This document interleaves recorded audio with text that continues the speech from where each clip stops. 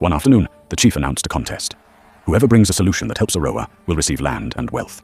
Tade's heart jumped. He had been designing a small irrigation device from broken buckets and bamboo tubes. It could make their dry soil drink again. It could help farmers grow food even in drought. Milo saw it. Milo wanted the prize. They went out as best friends. Only one of them wanted a better life, at any cost. Jealousy hid behind smiles, lies dressed like loyalty, and love became the only thing that survived.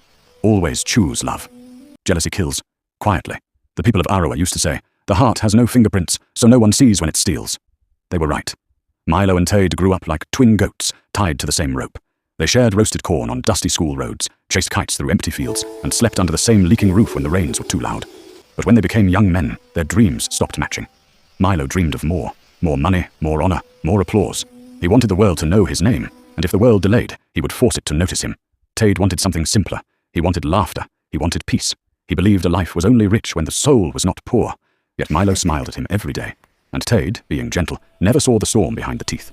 One afternoon, the chief announced a contest. Whoever brings a solution that helps Aroa will receive land and wealth. Tade's heart jumped. He had been designing a small irrigation device from broken buckets and bamboo tubes. It could make their dry soil drink again. It could help farmers grow food even in drought. Milo saw it. Milo wanted the prize. That night, as Tade slept, Milo pretended to admire the invention. He nodded, clapped, praised, then quietly memorized every detail. And when morning came, Tade discovered Milo standing before the chief, presenting the exact same idea. Word for word, pipe for pipe, dream for dream. The elders cheered, the villagers whistled, the chief smiled. Tade stood at the back of the crowd, his heart dripping slow tears no one could see. His chest felt heavy, as if betrayal had weight. He tried to swallow, but the lump in his throat refused to move. He wanted to speak, to defend himself, but the words drowned under his own disbelief. Milo did not look at him, or perhaps he looked too briefly, the kind of glance a thief gives a door before shutting it forever. But jealousy is strange. It is never satisfied after one bite. It wants the whole meal. Tade said nothing. He even congratulated Milo with a weak smile that carried more sadness than sound.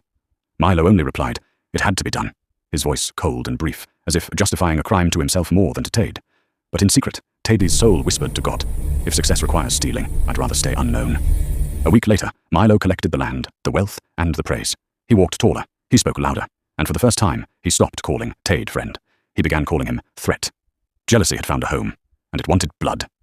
But here is the twist news travelled, that investors from the city wanted Milo to demonstrate his invention. There was just one problem. Milo only knew how to copy. He had no idea how to build. So at night, he returned to Tade's workshop with a lie, already dressed like loyalty.